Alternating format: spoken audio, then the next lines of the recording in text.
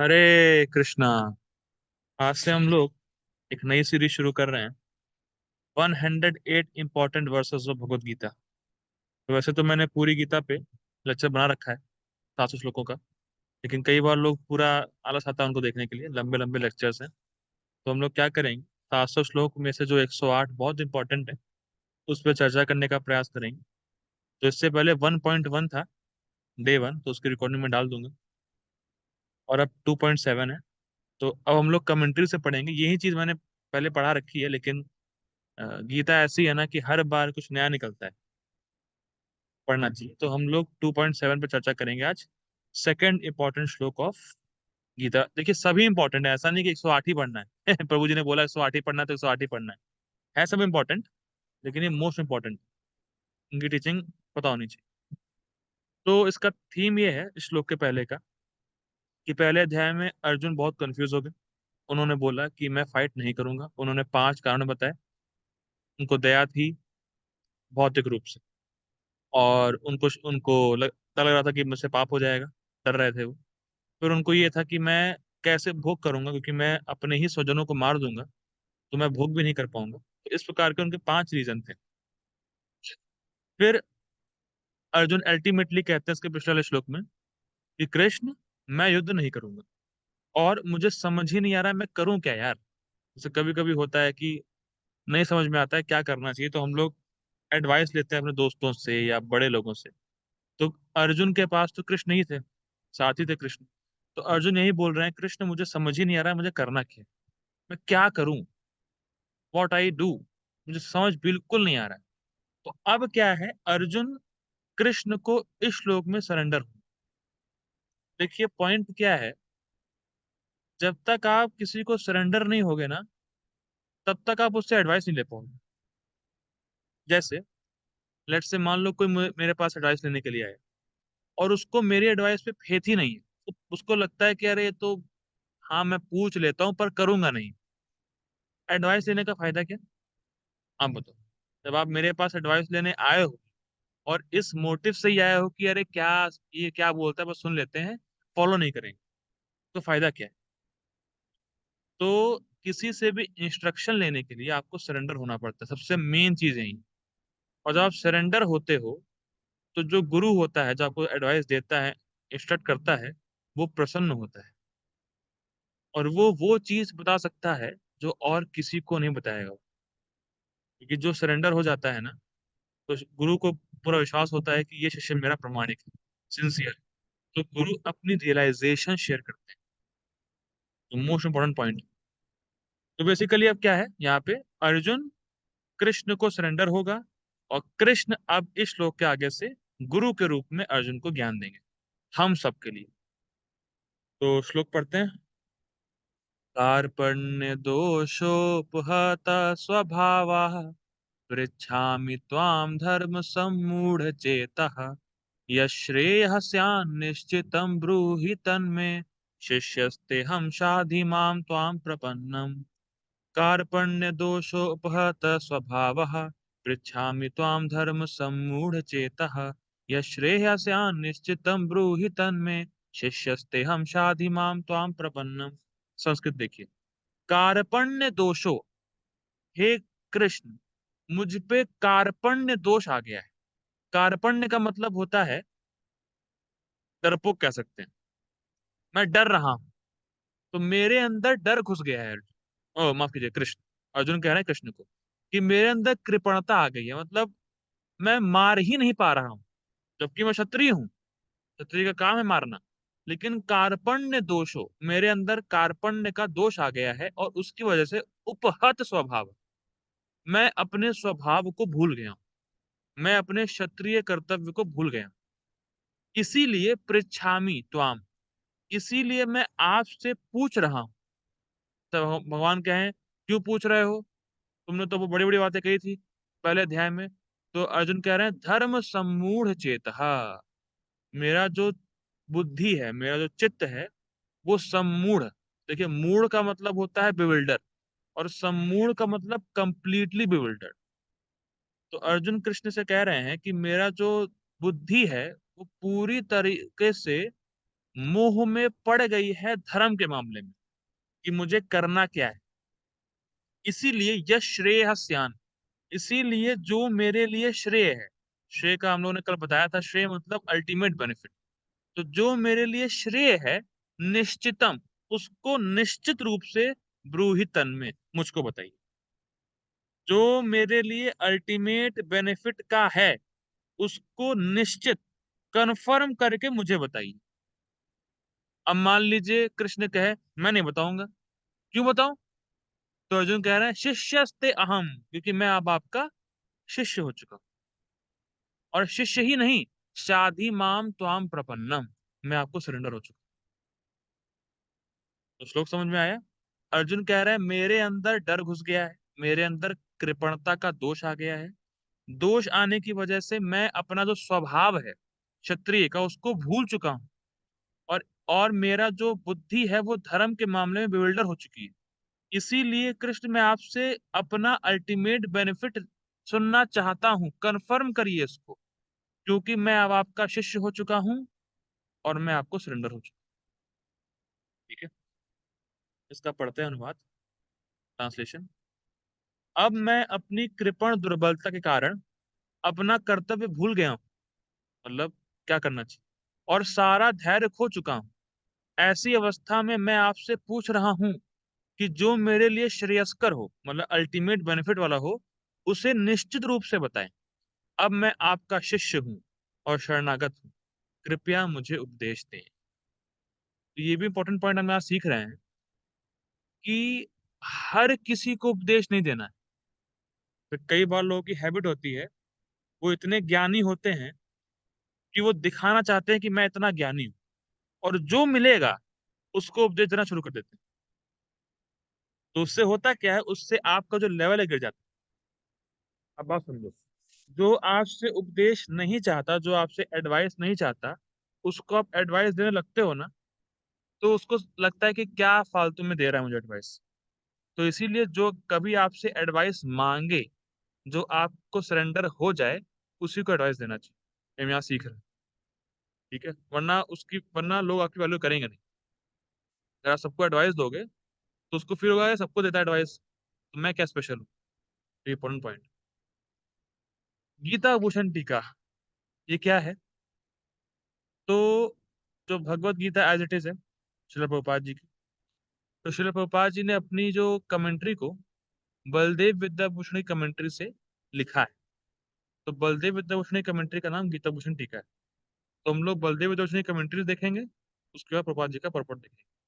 ठीक है, अब देखिए, यह श्लोक गुरु स्वीकार करने और गुरु की सेवा करने के सिद्धांत को प्रकाशित करता है। मतलब इस श्लोक में बताया जा रहा है कि हम क्यों गुरु लें और गुरु को लेने के बाद क्या करें। दो चीज श्लोक बता रहा है, हम क्यों गुरु स्वीकार करें और गुरु स्वीकार करने के बाद क्या करें। तो क्यों गुरु स्वीकार करें, इंपॉर्टेंट पॉइंट है, क्योंकि देखिए बहुत सुंदर बात है, यहाँ पे अर्जुन ये नहीं बोल रहा है कि कृष्ण, अरे यार मेरे बच्चे मेरी सुन नहीं रहे हैं, क्या करना चाहिए। कृष्ण, कैसे मैं यार पैसे कमाऊं। कृष्ण, कैसे मैं हेल्थ को ठीक करूं, ये नहीं पूछ रहा। कृष्ण, अर्जुन पूछ रहा है धर्म के मामले में। तो ये इंपॉर्टेंट है कि जो सामान्य लोग हैं ना, कॉमन पीपल, कॉमन लोगों को धर्म के बारे में और स्पिरिचुअलिटी के बारे में नहीं मालूम होता है। हाँ, बड़ी बड़ी डिग्री हो सकती हैं, बड़े बड़े मेटीरियल एजुकेशन उनके पास हो सकती है, लेकिन स्पिरिचुअल एजुकेशन और स्पिरिचुअल जो धर्म है, उसके बारे में लोगों को नहीं मालूम होता। क्यों? क्योंकि इसकी इंफॉर्मेशन मिलती है शास्त्र में, और शास्त्र कोई पढ़ता नहीं है, तो कैसे होगी। इसीलिए स्पिरिचुअल चीजों को जानने के लिए हमें उसके पास जाना ही पड़ेगा जो खुद स्पिरिचुअल प्रैक्टिसेस करता हो, जो शास्त्र पढ़ता हो। वरना हम अपने मन से कभी नहीं जान सकते। हरे कृष्ण मानस, मैं आपसे क्वेश्चन पूछता हूँ। हरे कृष्ण प्रभु।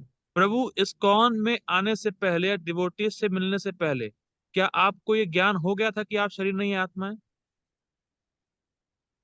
वैसे तो क्लियर अंडरस्टैंडिंग नहीं था, बट ऐसे सिर्फ सुना था सोशल मीडिया पे या मतलब रैंडम कन्वर्सेशन में कि वी आर नॉट हाँ, the body, we are the soul, but in depth नहीं, आफ्टर नहीं कमिंग, नहीं मालूम था। बिफोर कमिंग, अच्छा ठीक है, अगर आप कहीं से सुनते नहीं, तो क्या आप कभी ये लाइफ में सोच पाते खुद से कि हम शरीर नहीं आत्मा है? नहीं प्रभु। नहीं। इसीलिए गुरु चाहिए, क्योंकि जहां तक आपकी रेंज नहीं पहुंचेगी, गुरु आपको बताएगा। अर्जुन में कंफ्यूज हो गया ना, क्या करना है, युद्ध करूं कि नहीं करूं? तब गुरु चाहिए।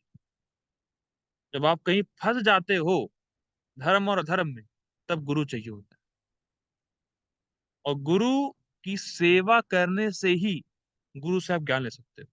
तो हम दो चीज सीख रहे हैं, कि गुरु हमें चाहिए जब हम धर्म और अधर्म के बीच में फंसे रहते हैं, क्या करें और क्या नहीं करें स्पिरिचुअल वे में।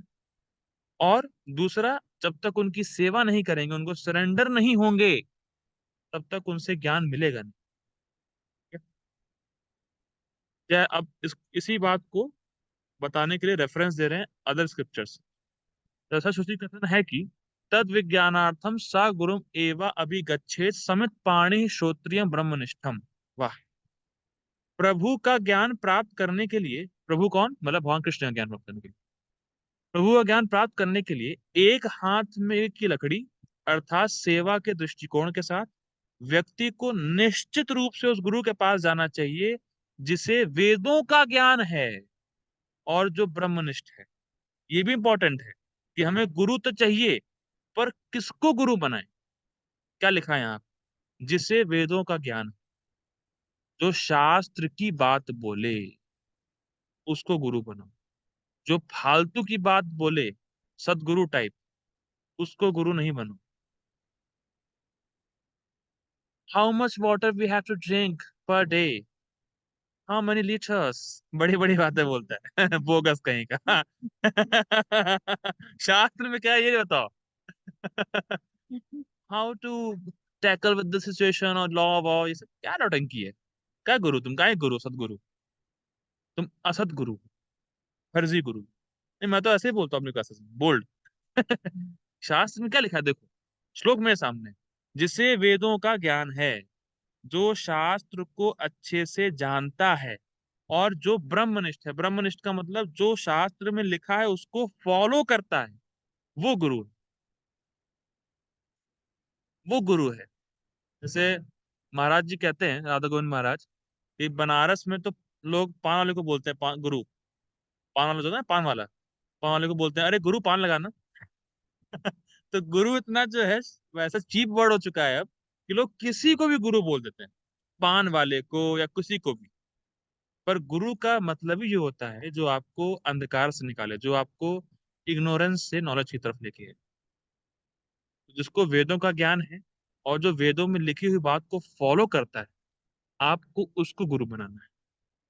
और सेवा करने के लिए क्या लिखा है यहाँ पे? एक हाथ में एक यज्ञ की लकड़ी होनी चाहिए। तो आजकल तो यज्ञ होते नहीं है, पहले होते थे। तो वशिष्ठिका प्रभु बोलते हैं, वशिष्ठिका प्रभु को सब जानते हैं, महासुर जानते ही। तो वशिष्ठिका प्रभु बोलते हैं कि पहले लोग लकड़ी जाते थे अपने हाथ में लेके गुरु के पास, अब लकड़ी से बने हुए कागज के साथ ले जाते हैं गुरु के पास। तो इसलिए मैंने महाप्रभु को बोला था कि आप नोट्स बनाइए, कागज लाइए गुरु के पास, लिखिए उसको। पहले थी लकड़ियां, अब लकड़ी से बने हुए कागज। तो जब भी गुरु के पास जाएं, तो सरेंडर होके और जो वो बोले उसको नोट डाउन करें, आज के रेस्पेक्ट में, कलयुग के रेस्पेक्ट। ठीक है, तो कौन गुरु होगा? गुरु की क्वालिफिकेशन है, जो शास्त्र को जाने और शास्त्र की बात को फॉलो करे और शास्त्र की बात को ही बोले, फर्जी बातें ना बोले तो अगर, वो गुरु। ठीक है। अब एक और रेफरेंस दे रहे हैं यहाँ पे, आचार्यवान पुरुषो वेदा, जिस व्यक्ति के पास गुरु होते हैं वह भगवान को जान पाता है। देखिए, आप भगवान को खुद से कभी नहीं जान सकते। कभी कभी लोग बोलते हैं कि हम क्यों गुरु माने, गीता है तो हम गीता खरीद लेंगे। तो लोग ये समझ नहीं पाते, कितनी सुंदर बात मुझे याद आ रही है। आप पैसे से गीता तो खरीद लोगे, पर आप पैसे से गीता का ज्ञान नहीं खरीद पाओगे। समझ रहे हो? आप पैसे से गीता ले लोगे, इतने में डॉलर की आ जाएगी, पर गीता का ज्ञान लेने के लिए गुरु के पास जाना पड़ेगा। पैसे से ज्ञान नहीं मिलता, गीता मिल जाएगी। और जब गीता को समझेंगे, जब शास्त्र को समझेंगे, तब भगवान के बारे में समझ पाएंगे, तब भक्ति करेंगे, तब भगवान के पास पहुंचेंगे। तो विदाउट गुरु भगवान को आप जान ही नहीं सकते, जान ही नहीं सकते। ये इंपॉर्टेंस दिखा रहा है गुरु की विद रेफरेंस टू शास्त्र। देखिए कई बार लोग ये भी बोलते हैं, जैसे जो वो होता है ना बुद्धिस्ट फिलोसफर्स, बुद्धिस्ट लोग बोलते हैं कि गुरु की कोई जरूरत नहीं है। अब इसमें क्या फॉल्ट है बताइए? अगर मैं बोल रहा हूँ कि गुरु नहीं चाहिए, तो ठीक है, एक तो ये तो फॉल्ट है जो शास्त्र के खिलाफ है, तो क्योंकि शास्त्र में लिखा है गुरु चाहिए। लेकिन नॉर्मल वे में कॉमन सेंस आप कैसे डिफीट करोगे उसको? तो शास्त्र की बात तो बोल दोगे, शास्त्र में लिखा है गुरु चाहिए होता है, ठीक है, डिफीट कर दोगे उसको। लेकिन कॉमन सेंस लगा के कैसे डिफीट करोगे उनको? अगर कोई मान लो मैं ही बोलता हूँ गुरु नहीं चाहिए, सब कुछ अपने आप से हो जाएगा, तो इसमें इस स्टेटमेंट में एक फॉल्ट है, बताओ क्या?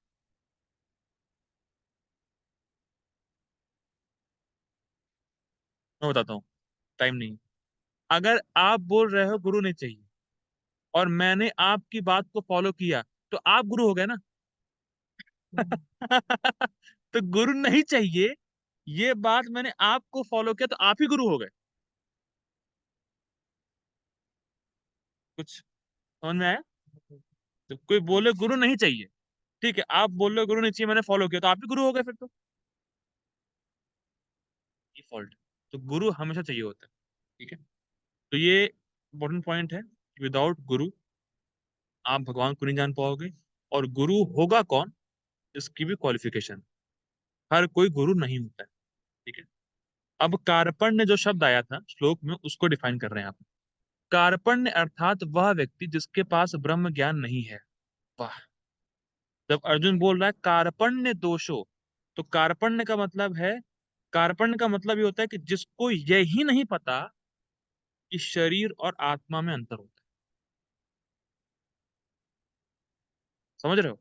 कार्पण्य दोष, हे कृष्ण मुझ में दोष आ गया है। कौन सा दोष? कि मुझे पता ही नहीं है कि शरीर और आत्मा अलग अलग है। तभी तो डर रहा है ना अर्जुन मारने से। क्या लग रहा है उसको कि मैं मारूंगा सब खत्म हो जाएगा? वन लाइफ थ्योरी, कि बस मरे तो सब खत्म हो गया। तो ऐसे लोग कार्पण्य हैं।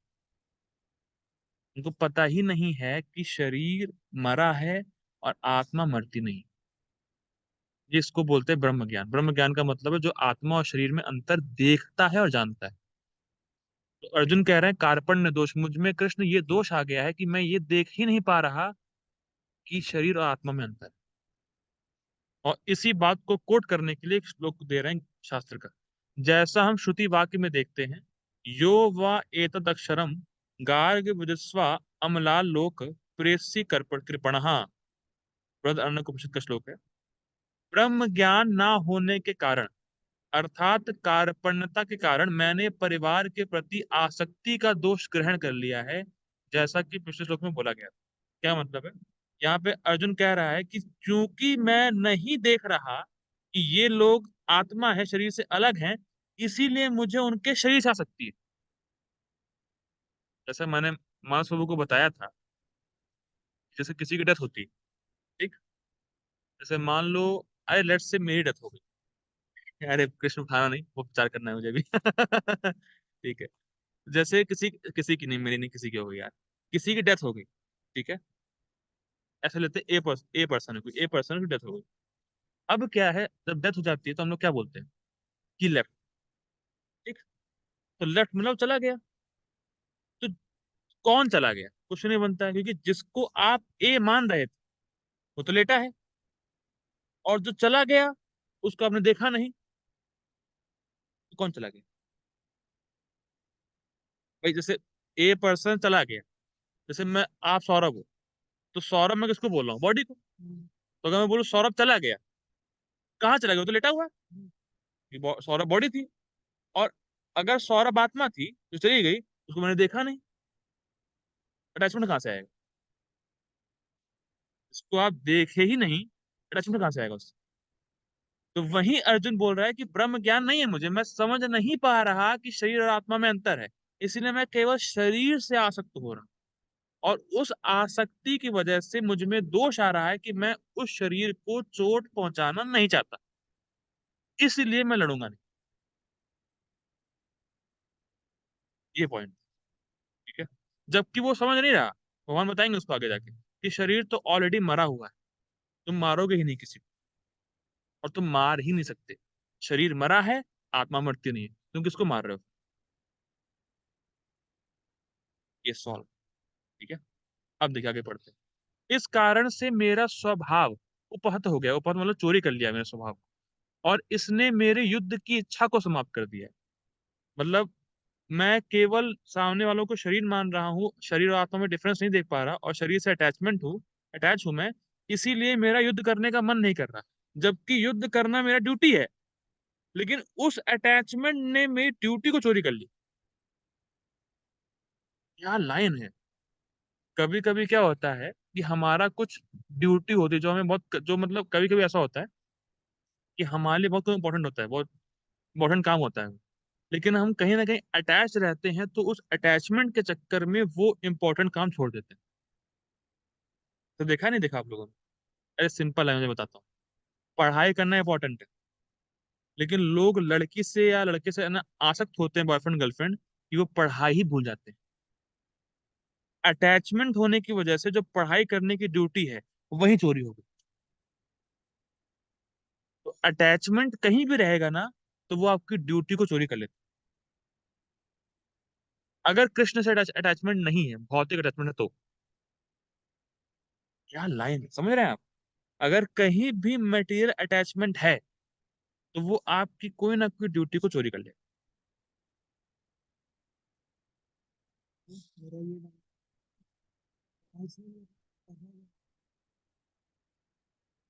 हम्म। वो आपकी डिपेंड करता है। अटैचमेंट देखो, अटैचमेंट हो, मटेरियल अटैचमेंट होना नहीं चाहिए कभी भी। अटैचमेंट किससे से होना चाहिए? वो आत्मशास्त्र में आता है। मटेरियल अटैचमेंट धर्म में आता है, धर्मशास्त्र में आता है। हाँ।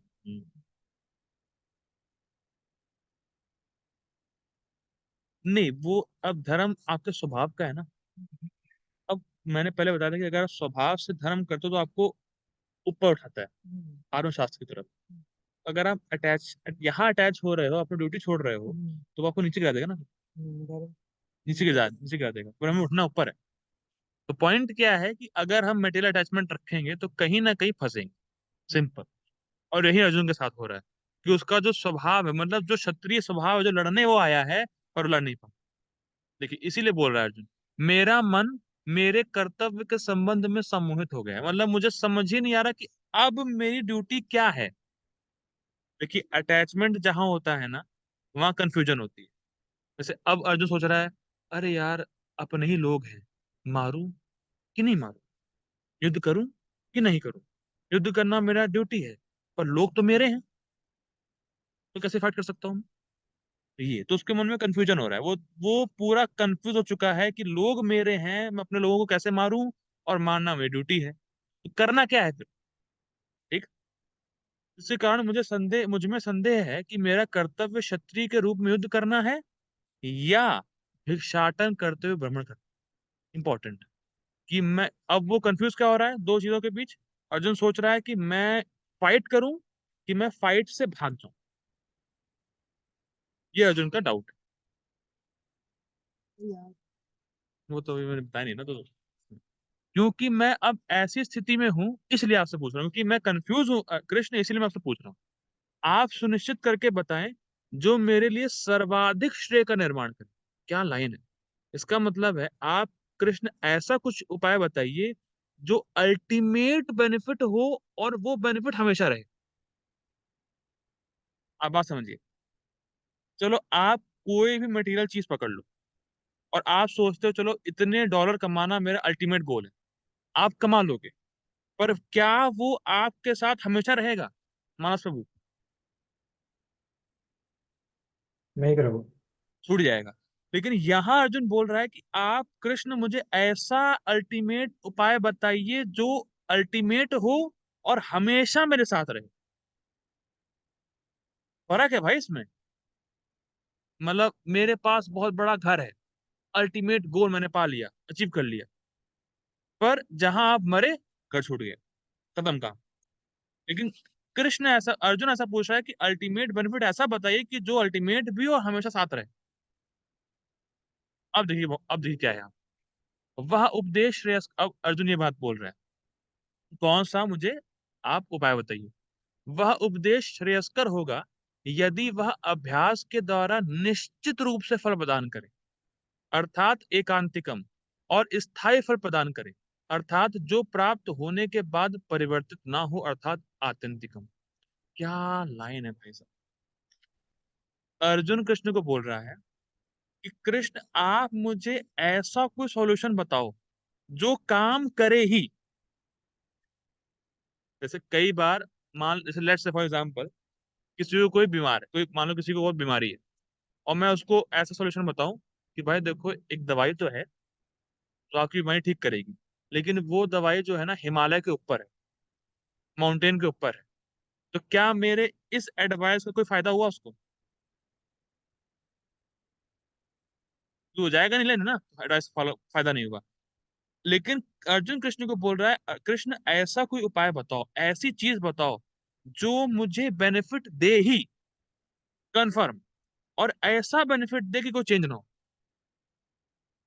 अब इस लाइन से प्रूफ होता है, ये जो कमेंट्री का ये जो पैराग्राफ है, इससे प्रूफ होता है कि गीता में केवल भक्ति के बारे में ही बोला गया है।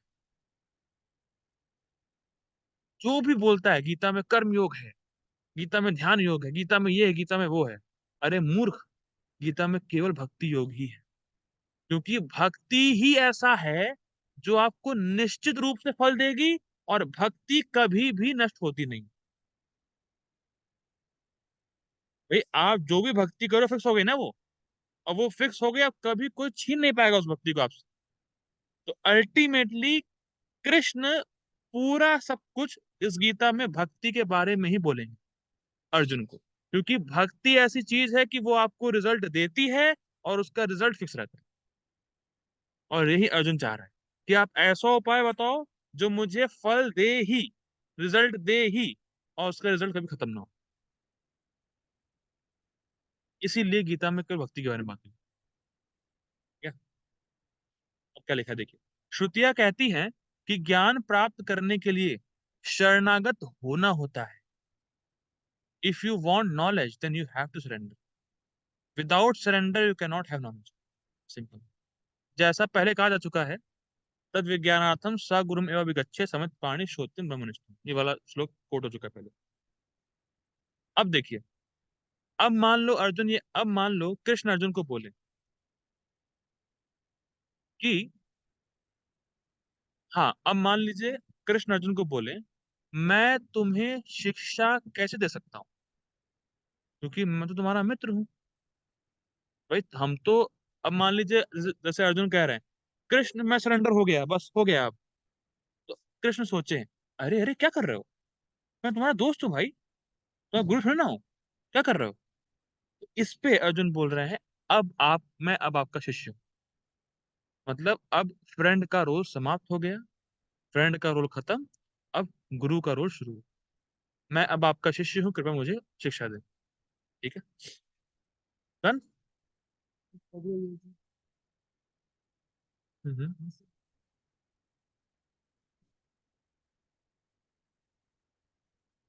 नहीं सखा रहता है फिर वो, ये साख्य रस में ना। लेकिन ये बहुत इंपॉर्टेंट पॉइंट है। कई बार मैं ऐसा देखा हूँ इस्कॉन में भी, कि जो गुरु होते हैं ना, जो गुरु शिष्य गुरु होते हैं, जो भी होते हैं, वो इतने काइंड होते हैं कि वो डिवोटी से बहुत पर्सनल रिलेशन रखते हैं। लेकिन वो डिवोटी सोचता है तो मेरा दोस्त है, और वो ज्ञान नहीं ले पाता। आप क्या देख रहे हो, जब तक आप दोस्त के भाव में रहोगे ज्ञान नहीं मिलेगा, उसको गुरु मान के चलोगे तो ज्ञान मिलेगा। अगर अगर दोस्त होके ज्ञान देना होता तो अर्जुन क्यों बोलता, मैं सरेंडर हूं, आप मेरे गुरु हो। और कृष्ण ने भी कुछ भी नहीं बोला। अर्जुन बड़बड़ाया खूब पहले अध्याय में, लेकिन कृष्ण चुप रहे, क्योंकि मैं दोस्त हूं तुम्हारा, मैं क्या बता सकता हूँ तुम्हें। लेकिन जब बोला नहीं नहीं नहीं आप दोस्त नहीं आप गुरु हो, हाँ अब मैं बताऊंगा। तो दोस्त के रोल में, फ्रेंड के रोल में ज्ञान ट्रांसफर नहीं होता है, गुरु के रोल में ट्रांसफर होता है। ठीक है। अब प्रभुपाद जी का परपोट। ठीक है। अब परपोट मैं इंग्लिश में पढ़ूं कि हिंदी में पढ़ूं? हिंदी में पढ़ता हूँ, हिंदी का है ना। यह प्राकृतिक नियम है कि भौतिक कार्यकलाप की प्रणाली प्रणाली ही हर एक के लिए चिंता का कारण है। वाह, क्या ओपनिंग लाइन है, क्या लाइन है। ये तो संसार का है, तो इस जगत का नियम ही है कि अगर आप मटेरियल अटैचमेंट रखोगे तो आपको चिंता होनी ही है। खत्म। कोई भी कहे कि मुझे चिंता है, तो समझ जाओ कहीं ना कहीं इसकी आसक्ति फंसी है, कहीं ना कहीं फंसा है, मटेरियल अटैचमेंट में फंसा हुआ है। जैसे अर्जुन को मटेरियल अटैचमेंट है, तभी तो कंफ्यूज हो गया ना वो, क्या करे क्या नहीं, क्या चिंता कर रहा है। तो वैसे ही प्रभुपाद जी बता रहे हैं कि ये तो इस जगत का नियम ही है कि अगर आप काम, अपना जो कार्य है वो भौतिक मतलब मटेरियल प्लेन में रखते हो, या मटेरियल अटैचमेंट रखते हो काम के लिए, तो आपको चिंता होनी ही होनी। और पग पग पर उलझन मिलती है, हर स्टेप पर उलझन है। पैसे कमाए फिर उलझन, पीआर कमाया फिर उलझन, जॉब लग गई फिर उलझन, जॉब छूटी उलझन, ये उलझन वो उलझन रहती ही है।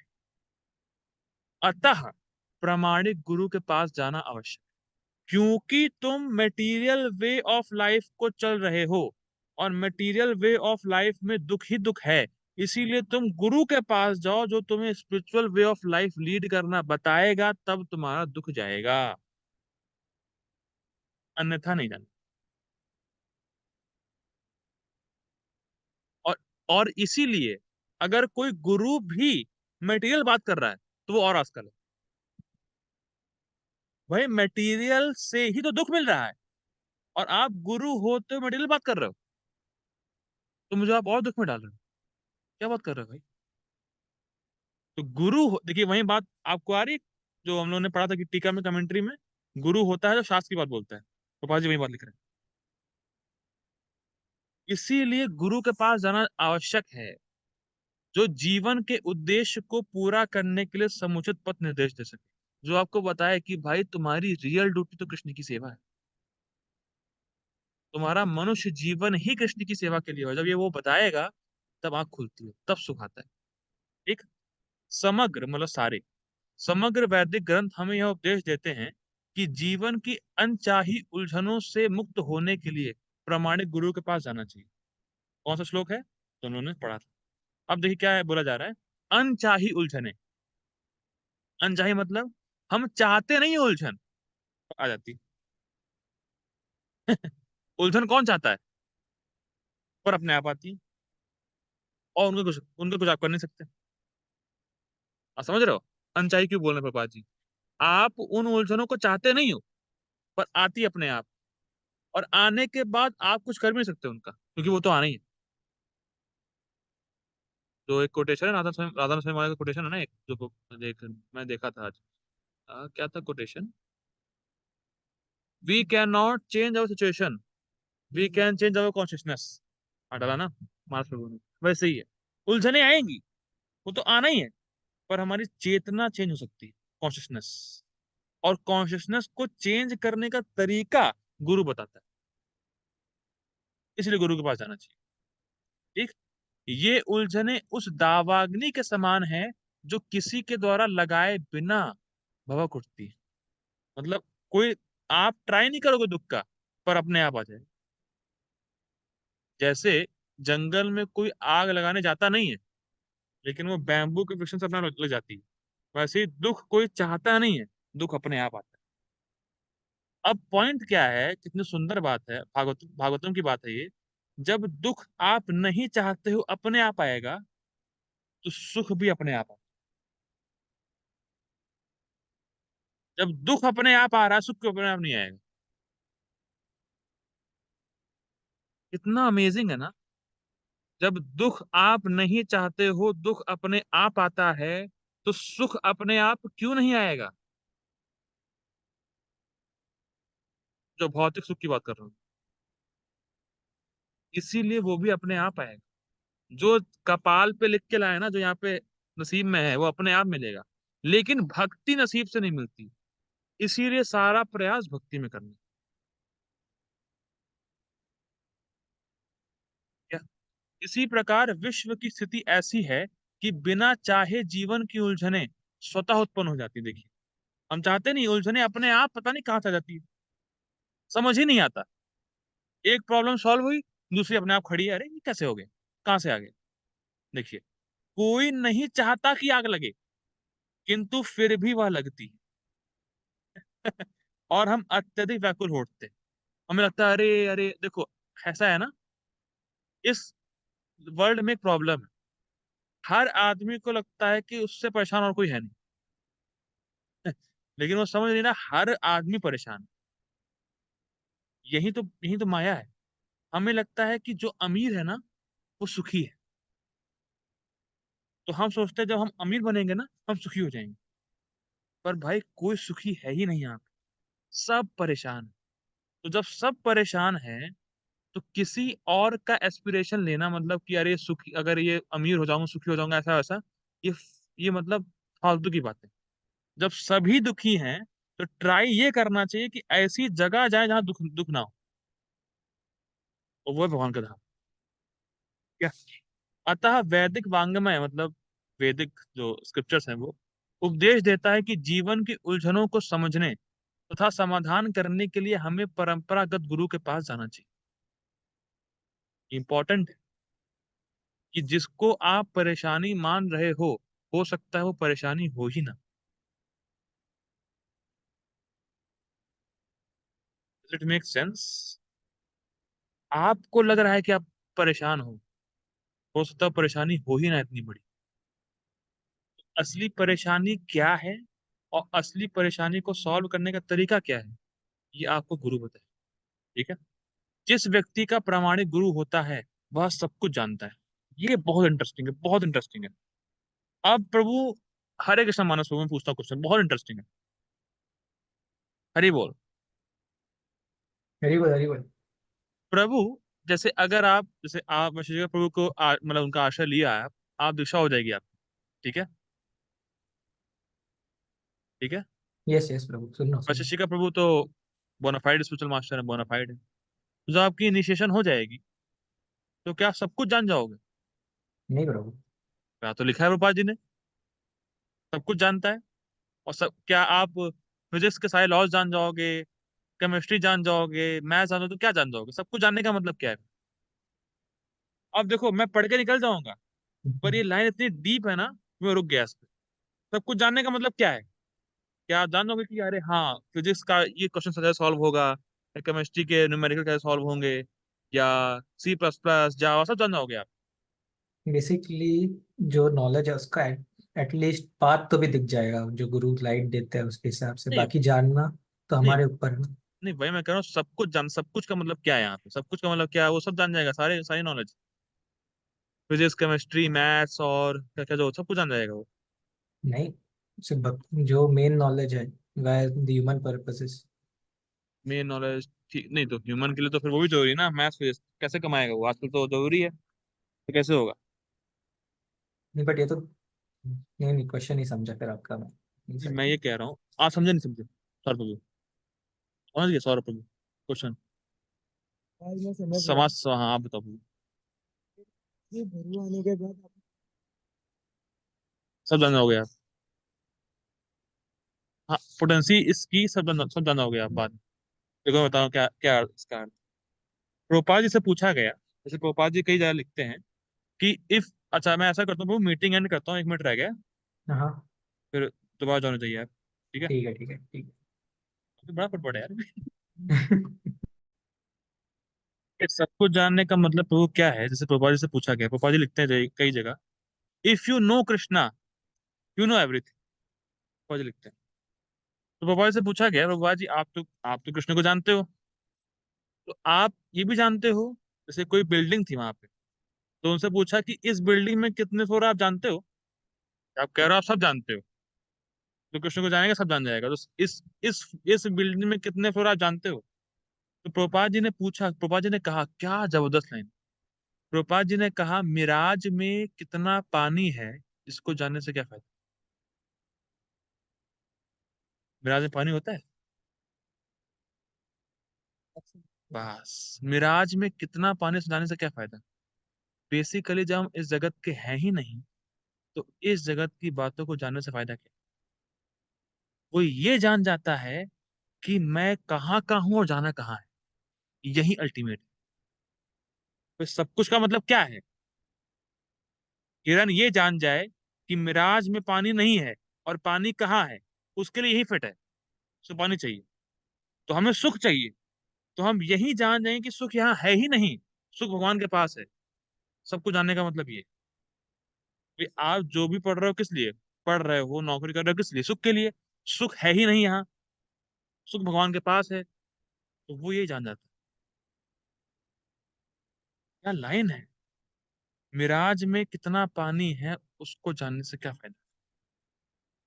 तो जब भी ये बात आए कि सब कुछ जानता है, सब कुछ का मतलब ये नहीं कि वो मैथ्स भी जानेगा, फिजिक्स भी जानेगा, पर वो एक चीज जानेगा, यहाँ सुख नहीं है। सुख है भक्ति में, वही मेन चीज।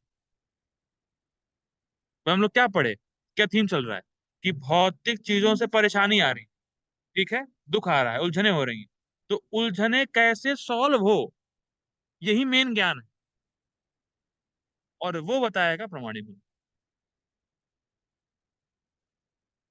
हाँ, अतः मनुष्य को भौतिक उलझनों में ना रहकर गुरु के पास जाना चाहिए, यही इस श्लोक का तात्पर्य। इंपॉर्टेंस ऑफ स्पिरिचुअल मास्टर, ये टॉपिक है श्लोक का, मतलब श्लोक का। अब देखिए, प्रभुपाद जी बता रहे हैं कि भौतिक उलझनों में हम पढ़ते कैसे हैं? नहीं, कौन पढ़ता है, तो कौन पढ़ता है भौतिक उलझनों में? देखिए, आखिर भौतिक उलझनों में कौन सा व्यक्ति पढ़ता है? वह जो जीवन की समस्याओं को नहीं समझता। इसको लिंक करिए टीका से। अर्जुन क्या बोले थे? मुझे ब्रह्म ज्ञान नहीं है, मैं शरीर और आत्मा के भेद को नहीं जानता। तो प्रभुपाद जी ये बोल रहे हैं कि जो शरीर और आत्मा में डिफरेंस नहीं जानता, वो ही समस्या में पड़ता है। लिंक कर पाए टीका से, कमेंट्री से? कमेंट्री पढ़ाने का फायदा हुआ? ये हुआ फायदा। कौन पड़ेगा समस्या में? जो आत्मा और शरीर के भेद को नहीं जानेगा, वो समस्या में ही पड़ा रहेगा। और कितने लोग जानते हैं शरीर आत्मा में डिफरेंस? बहुत कम है। चाहे वो अमीर हो चाहे गरीब हो, उसको ये नहीं मालूम तो वो समस्या में है। ठीक। उपनिषद में बोला गया है, व्याकुल व्यग्र मनुष्य का वर्णन इस प्रकार हुआ है। ये श्लोक वही है जो हम लोग टीका में पढ़े थे। यो वा एतदक्षरम गार्ग्य विदुष्वाम लोकात् प्रेयसी कृपणः।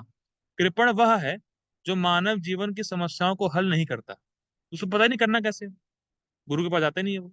और आत्म साक्षात्कार के विज्ञान को समझे,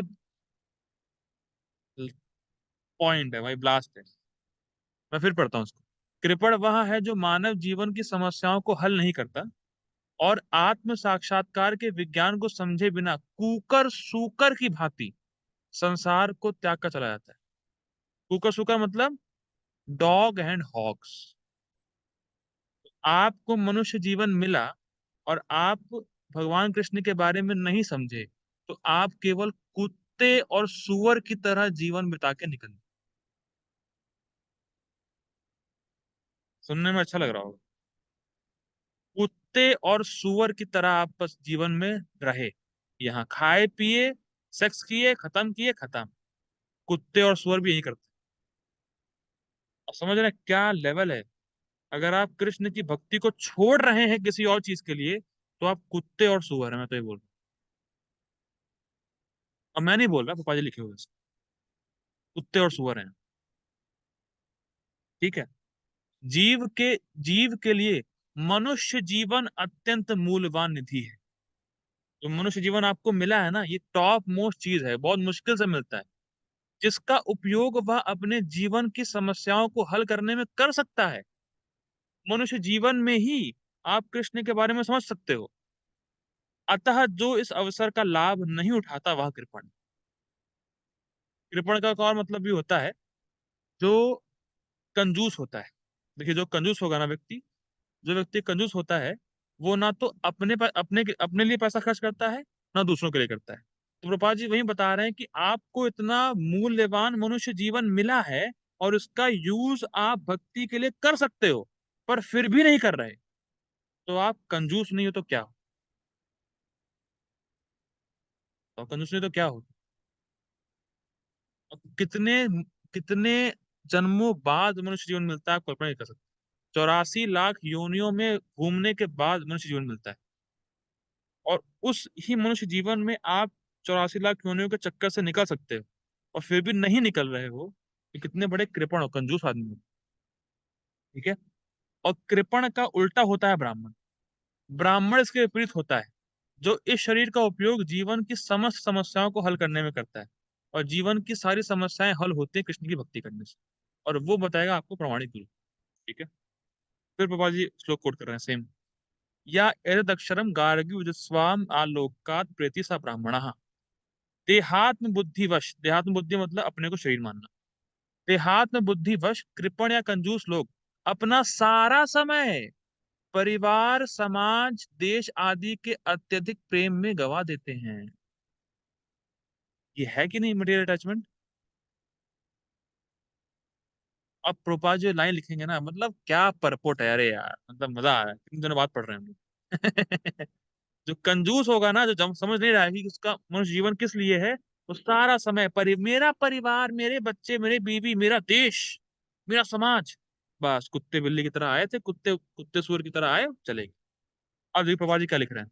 मनुष्य प्रायः चर्म रोग के आधार पर अपने पारिवारिक जीवन अर्थात पत्नी, बच्चों तथा परिजनों में आसक्त रहता है। अब चर्म रोग क्या मतलब है? चर्म रोग पापा जी इंग्लिश में लिखे स्किन डिजीज। क्योंकि मेरे बच्चे, पत्नी और परिवार मेरे शरीर को ही देखते हैं, यह चर्म रोग, स्किन डिजीज। आपके परिवार वाले आपके शरीर से आसक्त हैं, और शरीर क्या है? चमड़ी। तो जो व्यक्ति अपनी पत्नी, अपने बच्चे और इसी में लगा रहता है, वो चर्म रोग है, उसको स्किन डिजीज हो रखा है, स्किन डिजीज। वो स्किन को देख के ही बस संतुष्ट है।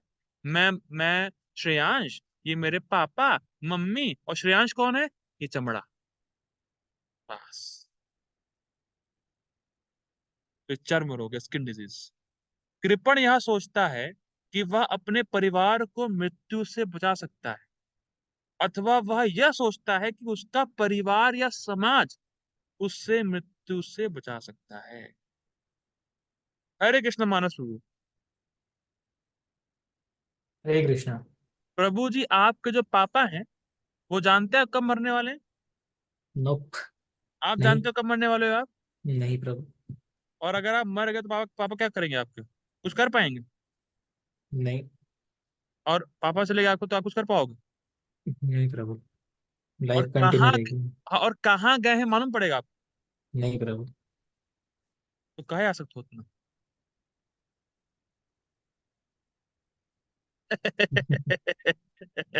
बताओ। जब उनका ठिकाना नहीं, कब तक रहेंगे वो? आपका ठिकाने कब तक आप रहोगे? और कहाँ गए हैं मालूम नहीं पड़ेगा, और कहाँ से आए थे पिछली लाइफ में ये नहीं मालूम, तो काहे इतना आ सकते हो? बोल रही आंखें।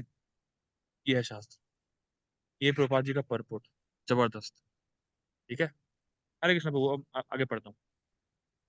और हमें क्या लगता है, मेरे पापा है ना, सब कर लेंगे मेरे लिए। कोई परेशानी है, पापा मेरी परेशानी है, मृत्यु में क्या करोगे? डेथ होगी तो क्या करोगे? पापा को फोन लगाओगे? पापा कुछ नहीं कर पाएंगे, अकेले ही जाना है। ठीक। ऐसी पारिवारिक आसक्ति निम्न पशु में भी पाई जाती है, जो वो होते हैं जानवर, क्योंकि वे भी बच्चों का देखभाल करते हैं। बुद्धिमान होने के कारण अर्जुन समझ गया कि पारिवारिक सदस्यों के प्रति उसका अनुराग तथा मृत्यु से उनकी रक्षा करने की उसकी इच्छा ही उसकी उलझनों का कारण है। उसको उसका जो मेटीरियल अटैचमेंट है, और उसकी वजह से जो वो नहीं मानना चाहता उनको, वही उसकी प्रॉब्लम। यानी मटेरियल अटैचमेंट, शरीर से आसक्ति ही उसका उलझन है अर्जुन की मेन। यद्यपि वह समझ रहा था कि युद्ध करने का कर्तव्य उसकी प्रतीक्षा कर रहा था, किंतु कृपण दुर्बलता, कार्पण्य दोष के कारण वह अपना कर्तव्य नहीं निभा रहा था, उसको कंफ्यूजन था। अतः वह परम गुरु भगवान कृष्ण से कोई निश्चित हल निकालने का अनुरोध कर रहा है। वह कृष्ण का शिष्यत्व ग्रहण करता है, मतलब शिष्य हो गया अर्जुन कृष्ण का। वह मित्रता पूर्ण बातें बंद करना चाहता है। अर्जुन कह रहा है, अरे भैया दोस्ती वोस्ती तो चलो बात की बात है, अभी तो तुम मेरे गुरु बताओ मुझे कुछ। अब देखो क्या बात, क्या लाइन है। गुरु तथा शिष्य की बातें गंभीर होती हैं।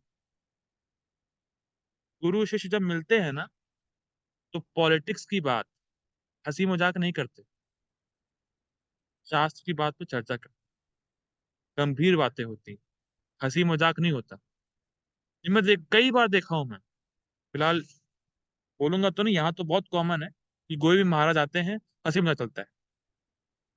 अरे महाराज जी आए भाई, डिवोटी हैं, भक्त हैं, तो उनसे गंभीर बातें करो। कैसे जीवन में भक्ति और अच्छे से करें, कैसे जीवन के लक्ष्य को प्राप्त करें, कैसे आगे बढ़े, ये बातें होती हैं। हंसी मजाक नहीं चलता। महाराज आप वहाँ क्या खाते थे, क्या खाने में पसंद है आपको, क्या नौटंकी है। और मैं नहीं बोल रहा, मैं कुछ नहीं बोल रहा। अब लोगों को बुरा लग सकता है जो मैं बोल रहा हूँ, लेकिन मैं नहीं बोल रहा, प्रभात जी बोल रहे हैं। गुरु तथा शिष्य की बातें गंभीर होती है, सीरियस टॉक्स होता है, कैजुअल टॉक्स नहीं होता। ठीक। और अब अर्जुन अपने मान्य गुरु के समक्ष, मतलब कृष्ण के समक्ष, गंभीरता पूर्वक बातें करना चाहते हैं। इसीलिए कृष्ण भगवत गीता का ज्ञान ज्ञान के आदि गुरु हैं और अर्जुन गीता समझने वाले प्रथम शिष्य हैं। अर्जुन भगवत गीता को किस तरह समझता है, यह गीता में वर्णित। तो भी मूर्ख संसारी विद्वान बताते हैं कि कृष्ण को मनुष्य रूप कृष्ण नहीं बल्कि अजन्मा कृष्ण की शरण ग्रहण करनी चाहिए। ये कुछ एक इंस्टीट्यूशन वाले हैं, वो कहते हैं कि गीता कृष्ण नहीं बोली, गीता को बोलने वाले कृष्ण नहीं है, कृष्ण के अंदर कोई भूत आ गया था, उसने गीता बोली। तो नॉनसेंस बात है, वो तो पापा जी लिख रहे हटा रहे हैं। क्योंकि कृष्ण के अंतर तथा बाह्य में कोई अंतर नहीं, मतलब कृष्ण के अंदर कृष्ण ही है, कृष्ण के बाहर कृष्ण ही है, मतलब हमारी तरह शरीर और आत्मा में डिफरेंस कृष्ण में नहीं है। ठीक है। इस ज्ञान के बिना इस ज्ञान के बिना जो व्यक्ति गीता में ये सोचता है कि कृष्ण कोई नॉर्मल इंसान है या कृष्ण ने गीता नहीं बोली, अगर ऐसे सोच के गीता पढ़ रहा है, तो उससे बड़ा मूर्ख नहीं है। बाजी ये बता रहे हैं, इस ज्ञान के बिना, मतलब जो ये नहीं समझता है कि कृष्ण ने ही गीता बोली है, तो वो गीता को समझने का प्रयास करता है, वो सबसे बड़ा मूर्ख है। मतलब सिंपल लैंग्वेज में बोले जाए कि अगर आप गीता को पढ़ रहे हो, तो आपको सबसे पहले ये एक्सेप्ट करना पड़ेगा कि गीता कृष्ण ने बोली है, जो कि सुप्रीम पर्सनैलिटी ऑफ गॉडेड है। तब ही गीता समझ में आने वाली, अदरवाइज नहीं आने वाली। आज हमारा 2.7 था, second day of Gita. Prabhupada की जय। हरे कृष्ण, हरि बोल। कोई क्वेश्चन होगा तो मैं लेता हूँ।